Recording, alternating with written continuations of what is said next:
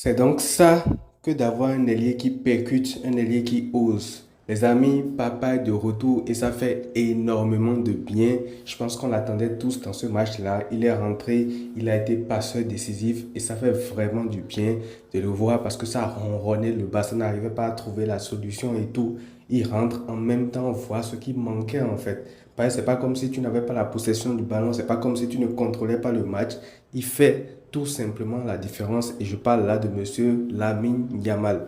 Bonsoir les amis, j'espère que vous allez tous très bien. Très content de vous retrouver pour cette nouvelle vidéo. Débrief de la victoire du Barça, seulement 2 buts à 1 parce que vu le nombre d'occasions qu'on a eu, le score de 2 buts à 1 peut être trompeur. Le Barça a largement dominé ce match-là, surtout après l'entrée de Lamine Yamal. On va y revenir dans cette vidéo. Et le Barça reprend la tête du championnat parce que hier, le Real Madrid s'est fait gifler 5-2 par l'Atlético Madrid. Donc le Barça reprend 2 points d'avance sur le Real Madrid et c'est très positif. Je l'avais dit lors de l'avant-match, ce serait un week-end qui serait très bon pour nous si on peut arriver à bien négocier cela. Le Real a perdu, on a gagné, donc bref, on redevient leader. Avant d'aller plus loin, n'hésitez pas à liker la vidéo, à vous abonner si ce n'est pas encore fait. C'est gratuit et ça me soutient tout simplement.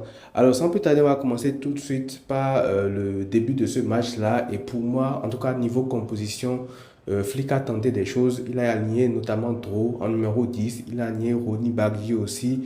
Et tout ce que je vais dire, c'est pas pour leur tirer dessus, mais tu sens quand même que quand le niveau s'élève, ça commence à devenir compliqué. Parce que Dro, il avait fait de bons matchs lors de la pré-saison et tout, mais aujourd'hui, tu le sentais vraiment apeuré. Il avait peur, il ratait des ballons parce que je sais qu'il a du talent. Tout ce qu'il a fait aujourd'hui, par exemple, tout ce qu'il a raté, tous les ballons perdus et tout, je sais que c'est pas par manque de talent, mais c'est peut-être pas envie de vouloir prouver trop tôt ou alors par peur parce qu'il a perdu beaucoup de ballons. Il n'était pas du tout dans son match. Il s'en mêlait l'impéso et tout. Donc, franchement, c'était compliqué de jouer sur lui, de pouvoir organiser le jeu et tout. Et d'un autre côté, tu as Ronny Barguil aussi qui a réussi seulement, je pense, un ou deux duels sur son vis-à-vis. Systématiquement, son vis-à-vis l'empêchait de se retourner. Et on l'a vu quand Lamine Yamal est rentré, c'était totalement autre chose. Mais lui, chaque fois, il n'arrivait pas à se retourner. Donc, il ne faisait pas de différence avec Koundé. Bon, il n'y avait pas la complémentarité et tout. Donc, c'était trop compliqué pour le Barça de créer des situations en fait. Et lors de la première mi-temps, les occasions venaient de trois joueurs. Généralement, c'est soit Pedri, soit De Jong, ou soit Rashford qui essaie de créer quelque chose de son côté gauche. Parce que quand Lamine Yamal n'est pas là, quand tu n'as pas Rafinha aussi et tout, et que tu alignes Baggi, tu alignes Rashford, tu alignes Lewandowski, il n'y a que Rashford dans ce registre-là qui peut créer des choses. Et même au milieu, vu que Dro était là, il ne validait pas forcément les décalages créés souvent par Pedri, par De Jong. Donc en premier mi-temps, globalement, tu avais vraiment du mal à marquer ce but-là. Tu dominais pratiquement toute la première mi-temps. Et quand ça se passe comme ça, qu'est-ce qui se passe? Vous le savez, dans le football, tu as la possession, tu ronronnes, tu ne marques pas et tout. Forcément, derrière, l'adversaire va marquer. Donc, on encaisse ce but-là. Et je pense même que c'est ce but qui réveille le Barça. Mais je suis sûr que si Lamine Yamal ne rentre pas, on ne gagne pas ce match-là, en fait. Parce que le but qu'on met derrière, c'est un but sur corner, une tête de Jules Koundé. Et derrière, cette action-là, franchement, moi, elle m'a fait rire. Je ne sais pas pour vous, mais elle m'a fait rire parce que sur le premier corner, quand je pense que Koundé se fait tirer les cheveux, il y a péno pour moi sur cette occasion-là. L'arbitre ne dit rien.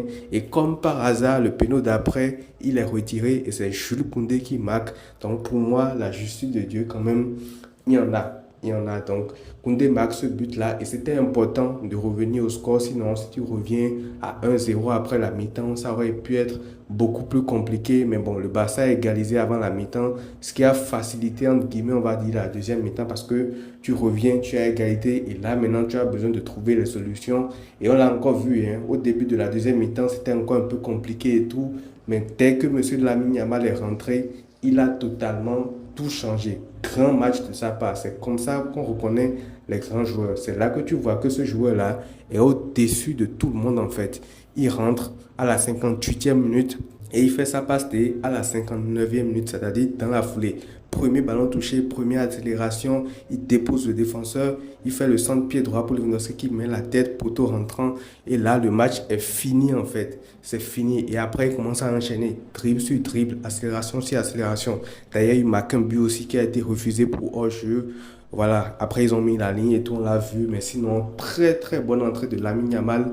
Il est déjà très en jambes et je pense qu'il a fortement de chances de démarrer contre le PSG. Et à ce propos, Baldé n'a pas été convoqué aujourd'hui, donc je pense que pour le PSG, il sera trop juste. Peut-être que Eric Garcia va rentrer parce qu'il est rentré aussi à la place de Gérard Martin aujourd'hui, donc peut-être que c'est un truc que Flick fait faire contre le PSG pour être un peu plus solide défensivement, mais on verra. Mais je disais top entrée quand même de la part de Lamine Yamal. À part lui, il y a aussi Lewandowski.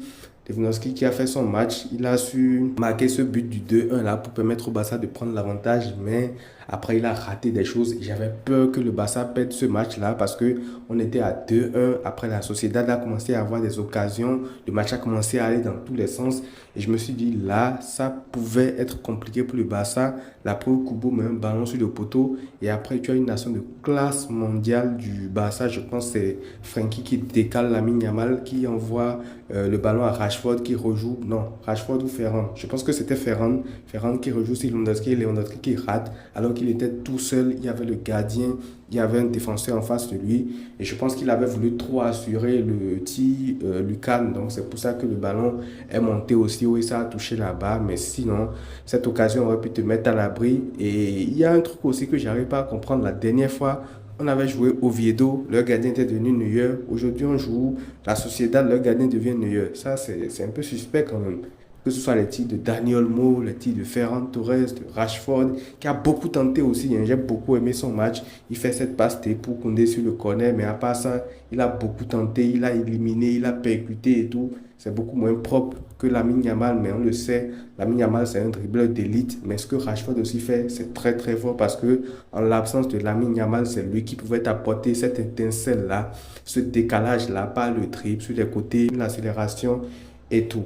Maintenant, parlons du milieu de terrain qui, pour moi, encore une fois, a été déterminant aujourd'hui après l'entrée de Daniel Mo parce que, comme je le disais trop, c'était un peu compliqué. Mais au milieu de terrain, Pedri fait encore une fois un grand match. D'ailleurs, il a été élu homme du match à la fin du match. Et pour moi, c'est totalement mérité. À la fin, quand le match a commencé à partir dans tous les sens, à un moment donné, il s'est dit, je pense à la 88e, comme ça, il s'est dit, bon, là, on va décider que le jeu commence à devenir beaucoup plus calme. Il a pris le ballon, il a commencé à gérer le milieu de terrain, il a commencé à distribuer les ballons, il a commencé à calmer le jeu. Et c'est lui qui décide en fait de comment le match sera. Ce qui me choque le plus chez ce joueur-là, c'est que c'est lui qui décide du tempo du match, que ce soit pour son équipe, mais également pour les adversaires. Il peut imposer le tempo qu'il veut aux adversaires aussi. À la fin du match, il a décidé que le jeu allait être calme et le jeu a été calme. Il a commencé à redoubler les passes avec ses coéquipiers et tout, ce qui a fait que le Barça a pu voilà, tenir les 5 dernières minutes et tout. Parce que si jamais tu faisais un nul, tu allais tout simplement bousiller la défaite du Real Madrid hier, donc tu allais crier cette cartouche-là. Donc franchement, j'ai bien aimé son match. Frenkie de Jong aussi a été sensationnel à côté de lui. Il aurait pu être passeur sur le but de Lamine Yamal. Si je ne dis pas de bêtises, je pense que c'est lui qui lui fait la passe. Malheureusement, c'était hors jeu, mais franchement, j'ai beaucoup aimé le match de Frenkie de Jong aussi parce que au début du match, même quand Dro était là et qu'il n'osait pas souvent faire des appels parce qu'il est 10, il doit profiter des déplacements de Lewandowski pour plonger et tout. C'est lui qui faisait ces appels-là. Pedri le cherchait, mais bon, il n'arrivait pas forcément à le trouver. Mais sinon, j'ai beaucoup aimé le match de Young aussi. Et défensivement, j'ai bien aimé le match de Koundé.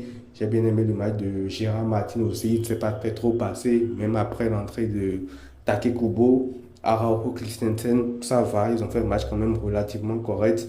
Donc maintenant, place au match contre le PSG qui va être une folie, tout simplement. Chesney sera gardien, on verra comment ça va se passer. Mais sinon, globalement, quand même, aujourd'hui, on s'en sort bien. On prend les 3 points, on n'a pas de blessés. Ça aussi, c'est important. On n'a pas de nouveaux blessés avant le match contre le PSG. Donc, l'effectif actuel sera celui qui va normalement affronter le PSG et il y aura vraiment de quoi se régaler. Donc voilà les amis, c'est tout pour cette vidéo. N'hésitez pas à me dire ce que vous en pensez dans les commentaires. Je vous lirai. Prenez tout soin de vous les amis et à très vite.